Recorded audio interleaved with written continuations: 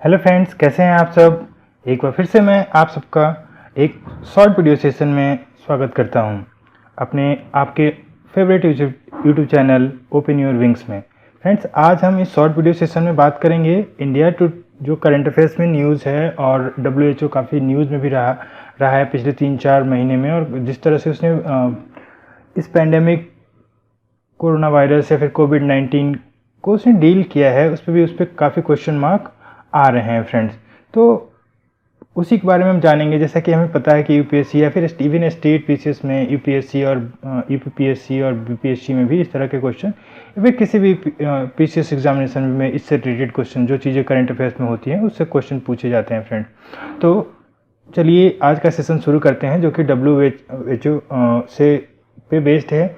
और अभी कल ही डॉक्टर हर्षवर्धन को WHO के एग्जीक्यूटिव बोर्ड के चेयरमैन पोस्ट पे अपॉइंट किया गया है। ये बेसिकली 3 साल के लिए पोस्ट होता है, और 3 साल के बाद ये फिर अगले मेंबर के पास चला जाता है। तो अगर इसको मेंस पर्सपेक्टिव से बात करें तो ये तो MCQ टाइप का क्वेश्चन है कि हाँ, कौन बना WHO का नया एग्जीक्यूटिव बोर्ड का चेयरमैन, ये क्वेश्चन पूछा जा सकता है। जैसे कि इससे पहले डॉक्टर सौम्या स्वामीनाथन बहुत सारे पीसीएस एग्जाम्स में पूछा जा चुका है, जब 2019 में वो चीफ साइंटिस्ट बनी थी WHO की, तो वो क्वेश्चन भी काफ़ी बार पूछा गया। तो इसके भी पूछे जाने के चांसेस काफ़ी होते हैं। बेसिकली इस सेशन में हम लोग फोकस करेंगे कि मेंस एग्जामिनेशन, खास करके यूपीपीएससी और यूपीएससी मेंस एग्जामिनेशन में, और इवन बीपीएससी मेंस एग्जामिनेशन में WHO से क्या क्या क्वेश्चन आ सकते हैं। तो फ्रेंड्स, जैसा कि डोनाल्ड ट्रंप साहब लगातार WHO को और चाइना को टारगेट किए जा रहे हैं, तो ओबियसली कई सारे देश जो हैं WHO की क्रेडिबिलिटी पे क्वेश्चन उठा रहे हैं। तो वही इसकी WHO का जो क्रेडिबिलिटी था वो काफ़ी कम नीचे होता जा रहा है, तो उसके बारे में क्वेश्चन आ सकते हैं। फिलहाल जो डॉक्टर हर्षवर्धन साहब, जिन्होंने पोलियो उन्मूलन के लिए काफ़ी अच्छा काम किया था, उनके वजह से ही भारत आज पोलियो मुक्त हो पाया हुआ है। फिर से एक बार उनको महत्वपूर्ण जिम्मेदारी दे दी गई है WHO के एग्जीक्यूटिव बोर्ड के चेयरमैन के रूप में। इन्होंने हिरोकी नाकातानी ऑफ जापान को सक्सीड किया है। मतलब ये जापान के हिरोकी नाकातानी साहब इससे पहले WHO के एग्जीक्यूटिव बोर्ड के चेयरमैन थे, लेकिन अभी डॉक्टर हर्षवर्धन इंडिया से WHO एग्जीक्यूटिव बोर्ड के चेयरमैन हो गए हैं। अब थोड़ा बेसिक जान लेते हैं कि WHO बेसिकली है क्या। इस तरह के क्वेश्चन आते हैं कि WHO यूनाइटेड नेशन की एजेंसी है या नहीं है। तो एकदम ये WHO जो है ना यूनाइटेड नेशन की स्पेशलाइज एजेंसी, जिसका काम ही है इंटरनेशनल पब्लिक हेल्थ की देख रेख करना, और उसके फील्ड में रिसर्च एंड एनालिसिस करते रहना।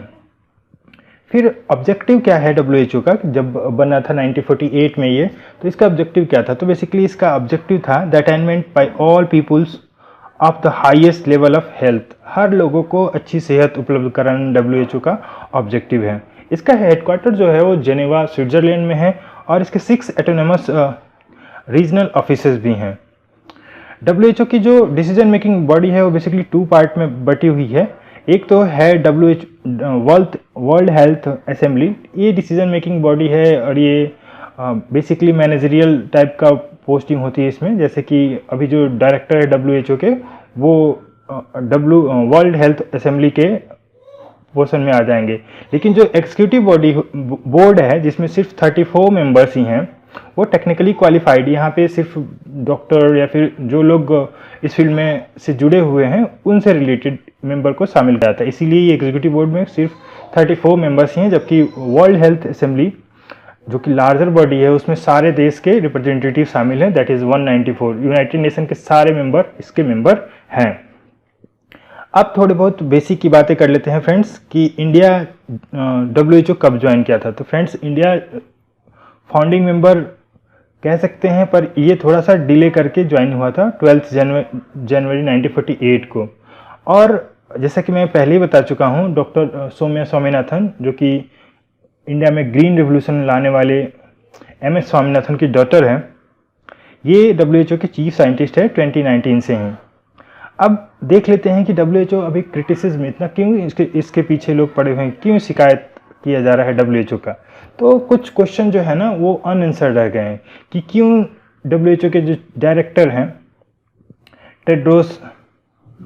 डॉक्टर टेड्रोस साहब, वो क्यों बार बार चाइना की तारीफ किए जा रहे हैं। तो ऐसा कुछ लोग कह भी रहे हैं कि ये बेसिकली टेड्रोस साहब जो डायरेक्टर हैं WHO के, वो इजिप्ट से आते हैं और उन्होंने वहाँ भी कई सारे एपिडेमिक पैंडेमिक को छुपाने में काफ़ी अहम भूमिका प्ले कर चुके हैं। इसलिए चाइना ने इनको हैंडपिक किया था। इनको डायरेक्टर WHO के पोस्ट तक ले जाने में चाइना का काफ़ी हाथ रहा है और वही ये पे बैक कर रहे हैं, ऐसा कुछ लोग का मानना है।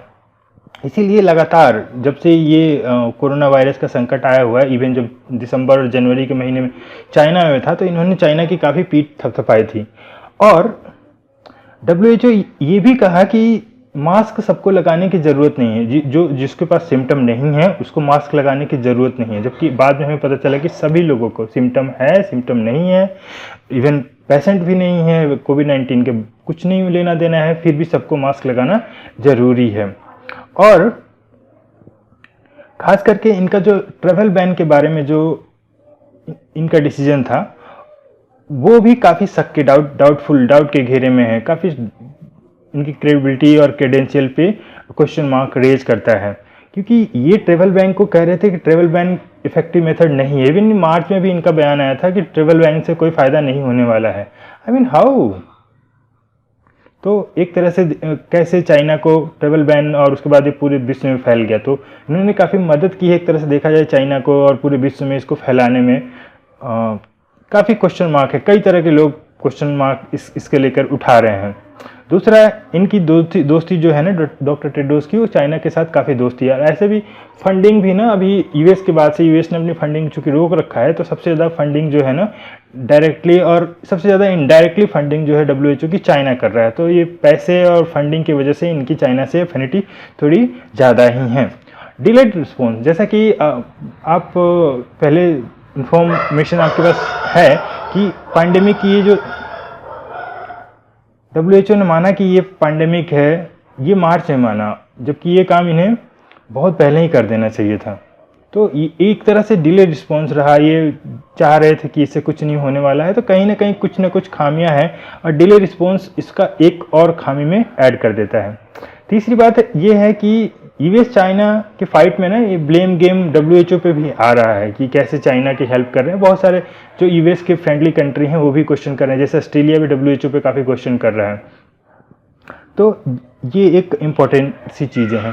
हालांकि अगर न्यूट्रल पर्सपेक्टिव से देखें तो क्या क्या इससे वे फॉरवर्ड निकल के आते हैं फ्रेंड्स, वो काफ़ी